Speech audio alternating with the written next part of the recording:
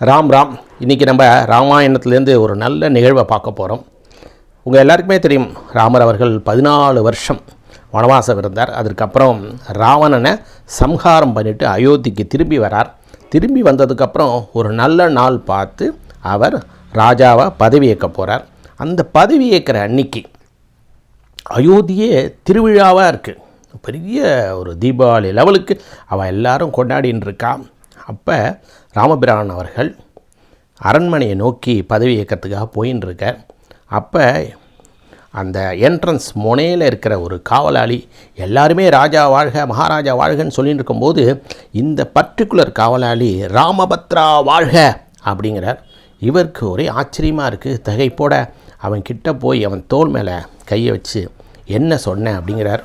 உடனே அந்த காவலருக்கு உடம்பெல்லாம் நெடுங்க ஆரம்பிச்சிடுது.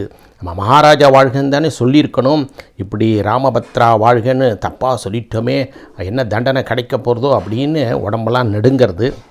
அந்த நேரத்தில் ராமர் திருப்பி கேட்குறார், என்ன சொன்னேன் அதை சொல்லு அப்படிங்கிறார். அவர் பயந்துண்டே நான் ராமபத்ரா வாழ்கன்னு சொன்னேன் அப்படிங்கிறார். அந்த காவலருக்கு ராமபிரான குழந்தையிலேருந்தே தெரியும், ராமபத்ரா வாழ்கன்னு அவர் சொல்லிட்டார்.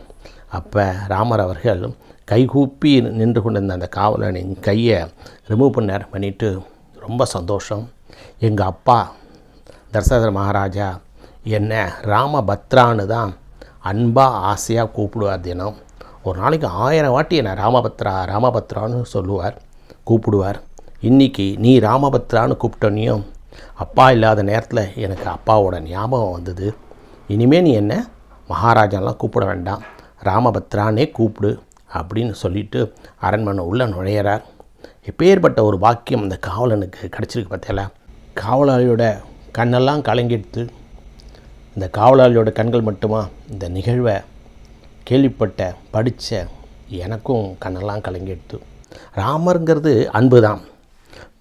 உங்களுக்கு எல்லாருக்குமே தெரியும், குகனை ஏற்றுண்டார், அடுத்தது சுக்ரீவனை ஏற்றுண்டார், விபீஷ்ணனை ஏற்றுண்டார், அடுத்தது இந்த காவலாளியும் அன்பாக கூப்பிட்டதை ஏற்றுண்டார். ராமர்னா அன்பு தான். ராமபிரானுக்கு நிறைய பேர் இருக்குது, ராமா, ராமச்சந்திரா, ராமமூர்த்தி, ராமபத்ரான்னு.